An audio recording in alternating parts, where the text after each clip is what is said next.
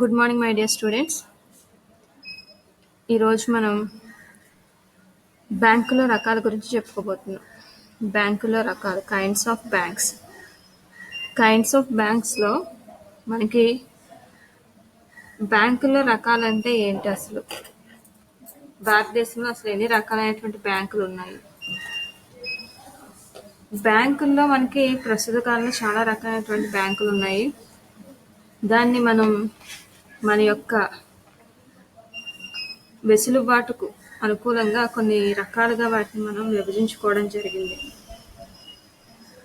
అంటే బ్యాంకు నిర్వహించేటువంటి కార్యకలాపాలను బట్టి మనం వాటిని కొన్ని రకాలైనటువంటి బ్యాంకులుగా వర్గీకరించడం జరిగింది. ముఖ్యంగా మీకు ఇక్కడ నేను ఒక 14 రకాల బ్యాంకుల గురించి చెప్పడం జరుగుతుంది. అందులో ఫస్ట్ది వాణిజ్య బ్యాంకులు. సో వాణిజ్య బ్యాంకులు అంటే ఏంటి? వీటినే మనం జాయింట్ స్టాక్ బ్యాంకులు అని కూడా అంటాం. ఇక్కడ ఇవి ఏం చేస్తాయంటే ప్రజల నుంచి విభిన్న రకాలైనటువంటి డిపాజిట్లను స్వీకరిస్తాయి, అలాగే స్వల్పకాలిక రుణాలను కూడా మంజూరు చేస్తాయి. డిపాజిట్దారుల నిధులకు సెక్యూరిటీని కల్పించడం, వాళ్ళ వాటాదారులకు లాభం చేకూర్చడమే ఈ బ్యాంకుల యొక్క ప్రధానమైనటువంటి ఉద్దేశం. వీళ్ళు డిపాజిట్లు ప్రధానంగా స్వల్పకాలికం కాబట్టి వాళ్ళు దీర్ఘకాలిక రుణాలని ఇవ్వలేరు. స్వల్పకాలానికి వ్యాపారం, వర్తకాలకి, రోజువారీ లావాదేవీలు నడుపుకోవడానికి వీళ్ళు రుణాలు ఇవ్వడం అనేది జరుగుతుంది. సో ఈ బ్యాంకులు అవసరమైనటువంటి విత్తాన్ని అందజేస్తూ ఉంటాయి. వీటికి ఉదాహరణ SBI, Andhra bank, Punjab national bank, Indian bank మొదలైనవి. ఇవి వినిమయ బిల్లులను కూడా డిస్కౌంట్ చేసుకునే అవకాశం, అలాగే ఓవర్ డ్రాఫ్ట్ సౌకర్యం కూడా కల్పిస్తూ ఉంటాయి. ప్రస్తుత కాలంలో అంటే ఆధునిక కాలంలో మనకి చాలా రకాలైనటువంటి సేవల్ని ఈ వాణిజ్య బ్యాంకులే అందజేస్తున్నాయి. తర్వాత రెండో రకం బ్యాంకులు ఏంటి అంటే ఇండస్ట్రియల్ బ్యాంక్స్. వీటినే మనం పారిశ్రామిక బ్యాంకులు అంటాం. పారిశ్రామిక బ్యాంకులు అంటే ఏంటి? ఈ బ్యాంకులు మనం పెట్టుబడి బ్యాంకులు అని కూడా అంటాం. అంటే ఇవి పరిశ్రమలకి కొన్ని దశాబ్దాల కాలపరిమితితో దీర్ఘకాలిక రుణాలను సమకూరుస్తాయి. దీర్ఘకాలిక ప్రాజెక్టులు, అభివృద్ధి ప్రణాళిక, దీర్ఘకాలిక ఆర్థిక సహాయాన్ని కూడా అందిస్తాయి. వాటాలు, డిబెంచర్లను జారీ చేయడం ద్వారా ఇవి నిధులను సమీకరిస్తాయి. ఇవి పారిశ్రామిక విత్తం సమకూర్చే పని కూడా చేపడతాయి. కొత్త సంస్థలు జారీ చేసిన వాటాలు, డిబెంచర్లు సెక్యూరిటీని కొనుగోలు చేయవచ్చు, అలాగే చందా, పూచి సౌకర్యాలను కూడా సమకూర్చవచ్చు. వాణిజ్య బ్యాంకుల మాదిరి పారిశ్రామిక బ్యాంకులు అన్ని దేశాల్లో అమల్లో లేవు. అంటే వాణిజ్య బ్యాంకులు అన్ని దేశాల్లో ఉన్నాయి, కానీ ఈ పారిశ్రామిక బ్యాంకులు అనేవి అన్ని దేశాల్లో లేవు. కొన్ని దేశాల్లో వాణిజ్య బ్యాంకులు మిశ్రమ బ్యాంకింగ్ వ్యవస్థతో వాణిజ్య, పారిశ్రామిక బ్యాంకింగ్ రెండింటి విధులను చేపడుతున్నాయి. అవి పారిశ్రామిక సంస్థల దీర్ఘకాలిక మూలధన అవసరాలను తీరుస్తాయి. మన దేశంలో ఉన్నటువంటి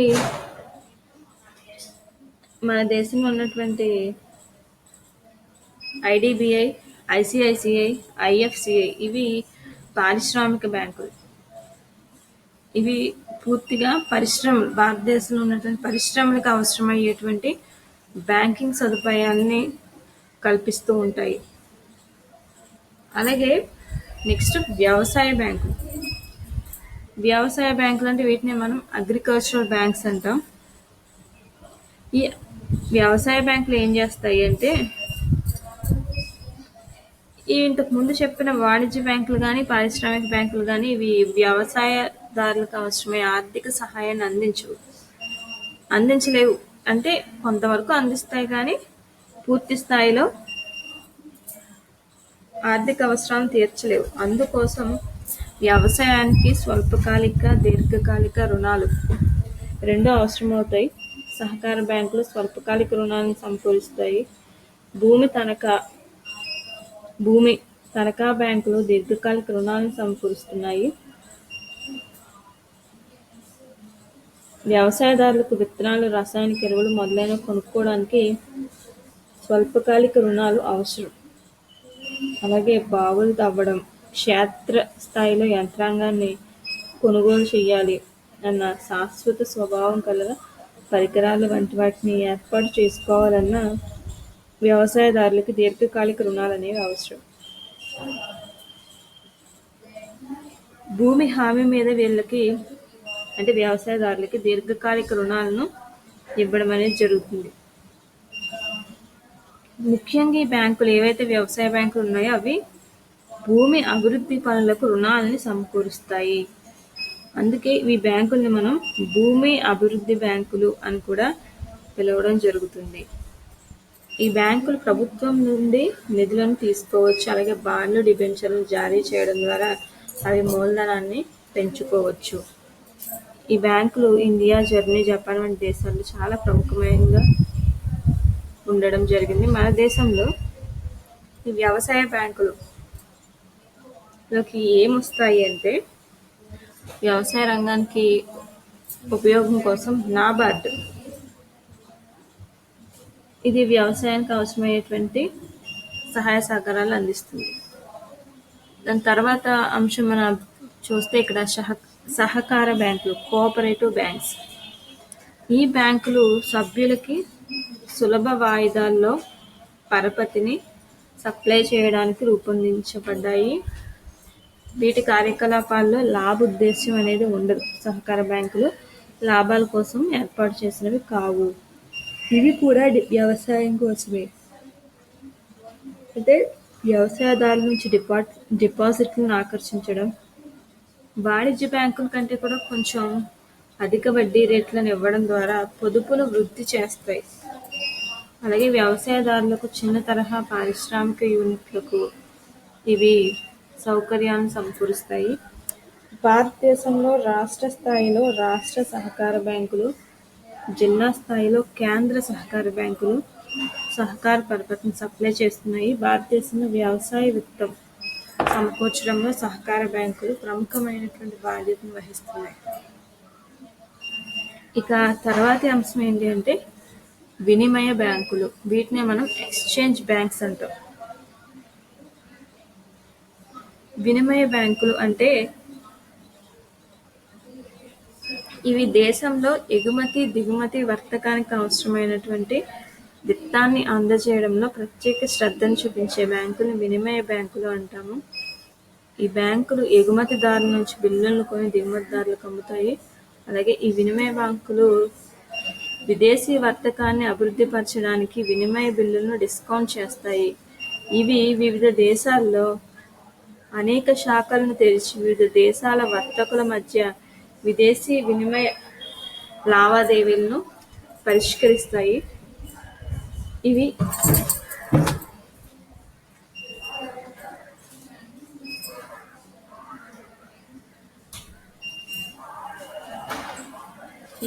సాధారణ బ్యాంకింగ్ కార్యకలాపాలను కూడా చేపట్టవచ్చు. ఇవి తమ ఖాతాదారులకు చెల్లింపు, బట్వాడా సౌకర్యాలని, వర్తక సమాచారాన్ని సమకూరుస్తాయి. ఇక తర్వాతి బ్యాంక్స్ ఏంటి అంటే సేవింగ్స్ బ్యాంక్స్. వీటిని మనం సేవింగ్ బ్యాంకులు అని కూడా అంటాము. ఈ బ్యాంకులు ఏం చేస్తాయంటే అల్ప మధ్యతరగతి ఆదాయ వర్గం ప్రజల నుంచి చిన్న చిన్న మొత్తాల్లో పొదుపులు సేకరిస్తాయి. అల్పాదాయ మధ్యతరగతి ప్రజలను అభివృద్ధి పరచడం ఈ బ్యాంకుల యొక్క లక్ష్యం. ఈ ప్రజలు తమ ఆదాయాన్ని అనవసరమైనటువంటి విషయాలంటే అనుత్పాదక ప్రయోజనాల మీద ప్రజలు ఖర్చు పెడుతూ ఉంటారు. సో అలా ఖర్చు పెట్టనివ్వకుండా వాళ్ళని చిన్న చిన్న మొత్తాల ద్వారా డిపాజిట్స్ స్వీకరిస్తూ ఈ డిపాజిట్ల ద్వారా దేశానికి అవసరమైన పెట్టుబడిని అందించాలన్నది సేవింగ్ బ్యాంకుల యొక్క ఉద్దేశం. ఉపసంహరణను మాత్రం పరిమితం చేస్తాయి. అంటే వెంటనే తీసుకునే అవకాశం ఇవ్వవు, కానీ కొంత తీసుకునే అవకాశాన్ని ఇస్తాయి. అలాగే ఈ బ్యాంకులు డిపాజిట్ల మీద వడ్డీని ఇస్తాయి, కానీ అది చాలా తక్కువ మొత్తంలోనే ఉంటుంది. ఇలాంటి కార్యకలాపాలు చేసే బ్యాంకులు మనం సేవింగ్స్ బ్యాంక్స్ అంటాం. నెక్స్ట్ కేంద్రీయ బ్యాంకులు, దీన్నే మనం వీటిని సెంట్రల్ బ్యాంక్స్ అంటాం. సెంట్రల్ బ్యాంక్స్ అంటే ఏంటంటే దేశంలోని మొత్తం బ్యాంకింగ్ వ్యవస్థని సెంట్రల్ బ్యాంక్ నియంత్రణ చేస్తుంది. దేశంలోని కరెన్సీ పరపతి వ్యవస్థని ఇది నిర్వహిస్తుంది. ఇది ప్రభుత్వానికి ఏజెంట్గా, సలహాదారుగా కూడా వ్యవహరిస్తుంది. ఈ బ్యాంక్ తన కార్యకలాపాల్లో లాభ ఉద్దేశం అనేది ఎక్కడా ఉండదు. కేవలం దేశాన్ని అభివృద్ధి చేయడానికి తన వంతు పనిచేసే బ్యాంకు సెంట్రల్ బ్యాంక్. మనం తర్వాత క్లాసుల్లో ఈ సెంట్రల్ బ్యాంక్ గురించి చెప్పుకోవడం జరుగుతుంది. భారతదేశంలోని సెంట్రల్ బ్యాంక్ ఏంటి అంటే RBI, reserve bank of India. దీని గురించి మనం తర్వాత క్లాసుల్లో చెప్పుకోవడం జరుగుతుంది, కాబట్టి ఈ విషయం గుర్తించగలరు. మీరు తర్వాత చెప్పుకోదగినటువంటి బ్యాంక్ ఏంటంటే దేశీయ బ్యాంక్. దేశీయ బ్యాంకులు అంటే ఏంటి? ఇండిజీనియస్ బ్యాంక్స్ అంటే ఏంటి? ఇండిజీనియస్ బ్యాంక్స్ అంటే ఇవి అవ్యవస్థితమైనటువంటి ద్రవ్యాన్ని మార్కెట్లో భాగమైన బ్యాంకులు ఏవైతే ఉంటాయంటే అవ్యవస్థితమైనటువంటి ద్రవ్యం మార్కెట్లో ఎవరి దగ్గర ఉంటుందంటే దేశీయ బ్యాంకుల దగ్గర ఉంటుంది. ఈ స్వల్పకాలిక అప్పులను సమకూర్చి వాటిపైన చాలా ఎక్కువ వడ్డీ రేటును విధిస్తాయి. సెక్యూరిటీల మీద అవి చిన్న వర్తకులకు, వ్యవసాయదారులకు, వ్యాపారస్తులకి ఈ దేశీయ బ్యాంకర్లు అప్పులు ఇస్తారు. భారతీయ సెంట్రల్ బ్యాంకింగ్ కమిటీ డిపాజిట్లను స్వీకరించి హుండీలను నిర్వహించే లేదా ద్రవ్యాన్ని అప్పులిచ్చే వ్యక్తిగత లేదా ప్రైవేటు సంస్థ అని దేశీయ బ్యాంకర్ లేదా దేశీయ బ్యాంకు నిర్వచించడం జరిగింది. అంటే దీని అర్థం ఏంటంటే డిపాజిట్లను స్వీకరించి హుండీలను నిర్వహించి ద్రవ్యాన్ని అప్పుగా ఇచ్చేటువంటి వ్యక్తులు లేదా ప్రైవేట్ సంస్థలు మనం ఇక్కడ దేశీయ బ్యాంకర్లుగా చెప్పడం జరుగుతుంది. తర్వాత రకం బ్యాంకులు ఏంటి అంటే ప్రభుత్వ రంగ బ్యాంకులు, public sector banks. Public sector banks అంటే ఏంటంటే ప్రభుత్వ యాజమాన్యంలో ఉండి నియంత్రించబడేటువంటి బ్యాంకుల్ని ప్రభుత్వ రంగ బ్యాంకులు అంటారు. అంటే మనకి ప్రభుత్వం, పబ్లిక్ సెక్టార్ బ్యాంక్స్గా భారతదేశంలో కొన్ని బ్యాంకులను జాతీయం చేయడం జరిగింది. వాటిలో భారతీయ స్టేట్ బ్యాంకు, దాంతోపాటు bank of India, Punjab national bank. ఈ విధంగా 1993లో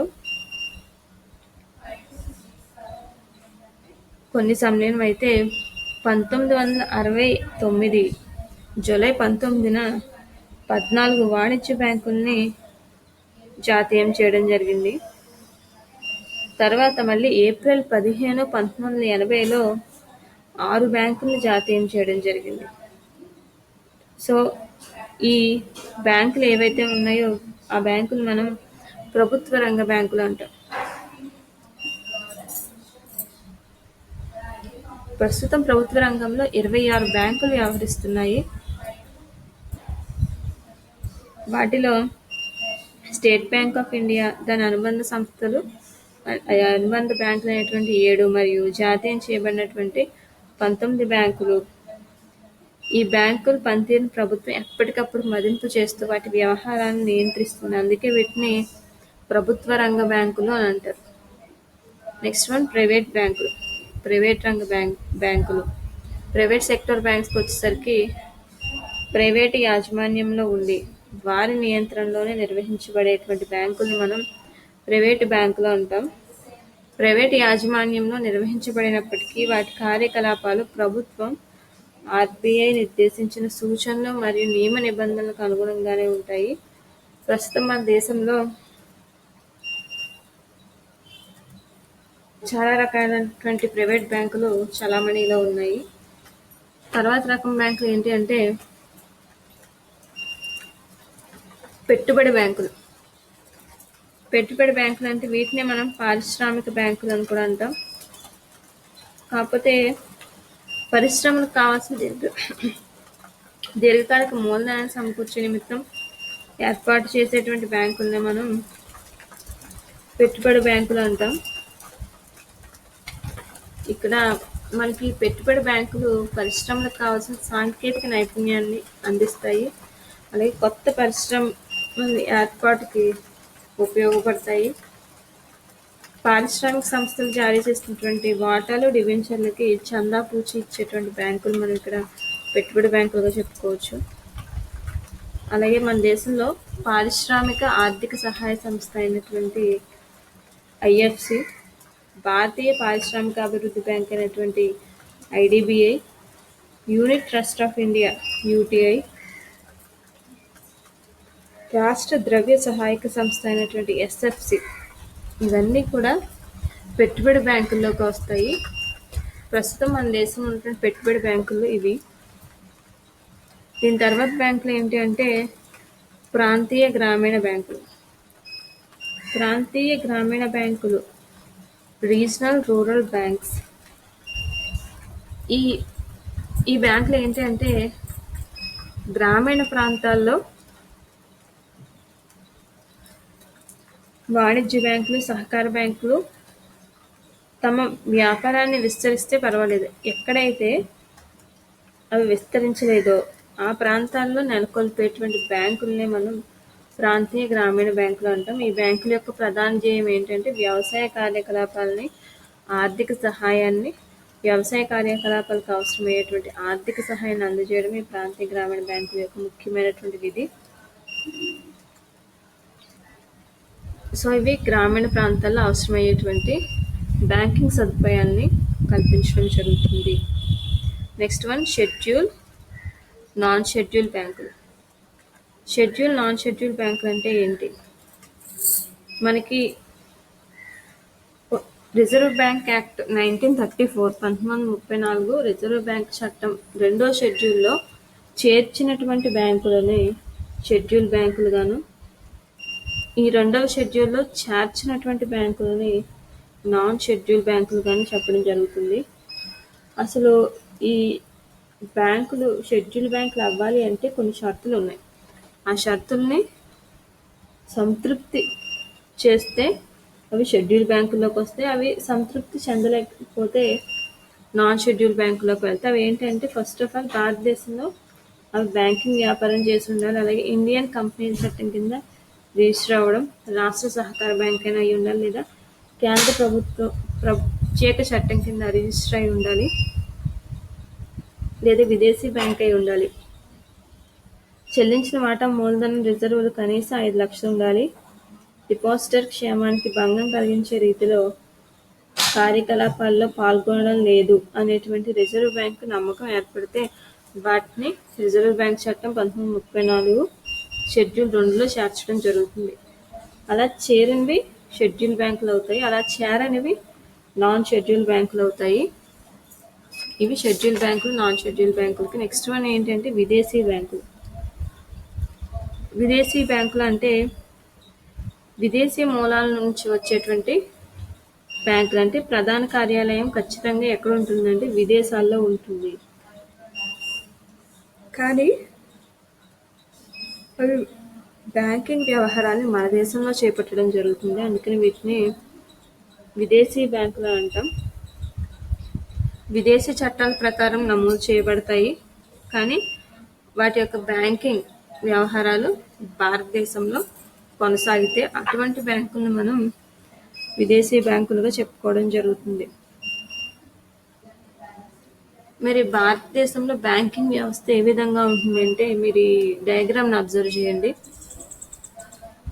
మొత్తం అన్ని బ్యాంకులకి కూడా భారతదేశంలో హెడ్ ఎవరు అంటే భారతీయ రిజర్వ్ బ్యాంక్. దీన్నే మనం కేంద్ర బ్యాంకు అంటాం. మన దేశంలో ఉన్నటువంటి కేంద్ర బ్యాంక్ ఏంటంటే ఆర్బిఐ. అక్కడ ఏ అని రాసారు పైన, అది రాంగ్. ఆర్బిఐ, అది ఐ మీకు ఏలా కనిపిస్తుంది. రిజర్వ్ బ్యాంక్ ఆఫ్ ఇండియా కేంద్ర బ్యాంకు. దాని అండర్లో ఉండేటువంటి బ్యాంకులు ఏమిటి అంటే షెడ్యూల్ బ్యాంకులు, ప్రాంతీయ గ్రామీణ బ్యాంకులు, నాన్ షెడ్యూల్ బ్యాంకులు, సహకార బ్యాంకులు. సో రిజర్వ్ బ్యాంక్ అండర్లో షెడ్యూల్, నాన్ షెడ్యూల్ ఉంటాయి, అలాగే ప్రాంతీయ గ్రామీణ బ్యాంకులు, సహకార బ్యాంకులు ఉంటాయి. షెడ్యూల్ బ్యాంకుల్లో మళ్ళీ ప్రైవేట్ రంగ బ్యాంకులు, ప్రభుత్వ రంగ బ్యాంకులు అని 2 రకాలు ఉంటాయి. మరి ప్రభుత్వ రంగ బ్యాంకుల్లో మనకి SBI, state bank of India, Bharatiya state bank, దాని అనుబంధ సంస్థలు, అంటే భారతీయ స్టేట్ బ్యాంక్ ఒకటి, దాని అనుబంధ సంస్థలు 6 కూడా ప్రభుత్వ రంగ బ్యాంకుల్లో ఒక రకం. ఇంకొకటి ఏంటంటే జాతీయం చేయబడినటువంటి బ్యాంకులు ఏవైతే ఉన్నాయో అవి 2వ రకంలోకి వస్తాయి ప్రభుత్వ రంగ బ్యాంకుల్లో.